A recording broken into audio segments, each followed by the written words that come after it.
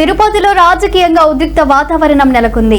మాజీ TTD chairman Bhumana Karunakar రెడ్డిపై పలు వర్గాల నుంచి తీవ్ర విమర్శలు వ్యక్తమవుతున్నాయి. తిరుక్షేత్రాల రక్షణ సమితి అధ్యక్షుడు ఓంకార్ మాట్లాడుతూ భూమన కరుణాకర్ రెడ్డి తిరుపతి ప్రజలకు ప్రమాదకరమని ఆరోపించారు. తిరుమల పవిత్రతను, తిరుపతి ప్రశాంతతను దెబ్బతీసేలా ఆయన ప్రవర్తిస్తున్నారని విమర్శించారు. భూమనను తిరుపతిలో తిరగనివ్వమని ప్రజల నుంచి వ్యతిరేకత పెరుగుతుందని హెచ్చరించారు. అలాగే వైసీపీ హయాంలో తిరుమల తిరుపతి దేవస్థానం పరిధిలోని ఆలయాల్లో బంగారు తాపడాల పేరుతో అవకతవకలు జరిగాయని ఆరోపించారు. పరకామణిలో కూడా అవినీతి జరిగిందని తీవ్రంగా విమర్శించారు. ఈ విమాన గోపురం పైన ఉన్నటువంటి విగ్రహాలన్నింటినీ కూడా గత వైసీపీ ప్రభుత్వంలో మొత్తం విరగొట్టించేసినారు. ఈ విమాన గోపురానికి కూడా గుండు కొట్టేసినారు. మీరు అడగచ్చు, విమాన గోపురం పైన విగ్రహాలు విరగొడితే పోయేదేముంది అనేసి. అది చాలా తప్పు. ఈ విగ్రహాలే క్షేత్రానికి శక్తులు.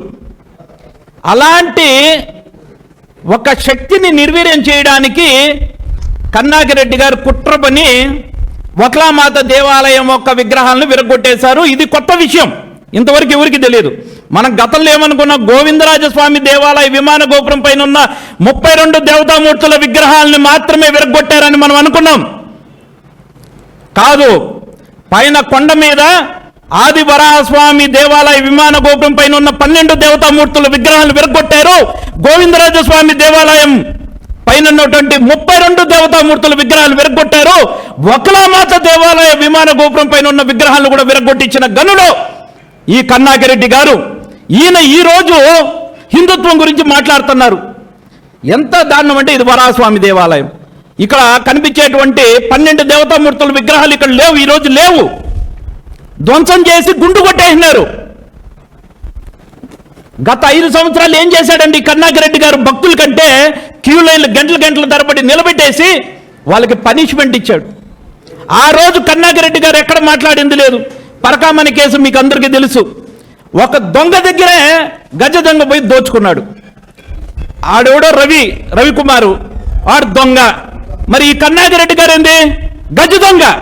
ఒక దొంగ దగ్గర ఇంకొకటి దోచుకుంటే ఏమంటాడు? గజ దొంగ అంటాడు. రవికుమార్ దగ్గర ఆస్తులు దోచుకున్న విషయం ప్రతి ఒక్కరికి తెలిసి ఈరోజు తిరుపతిలో ఎవరు దోచుకున్నారు, ఆస్తులను ఎవరి పేరు మీద ఎవరు మార్చుకున్నారు, ట్రాన్స్ఫర్లు చేసుకున్నారు, అన్నీ కూడా ఏసీబీ సిఐడి వాళ్ళు నివేదికలను కూడా ఇచ్చారు. అంటే ఒక దొంగ దోచుకున్నాడు, ఆ దొంగ దగ్గర ఒక గజ దొంగ పోయి దోచుకున్న వ్యక్తి ఈరోజు మాట్లాడుతున్నాడు. లడ్డు అండి, వెంకటేశ్వర స్వామికి ఇష్టమైనటువంటిది ఏంది? లడ్డు. ఆ లడ్డూను కూడా కల్తీ చేసినారు.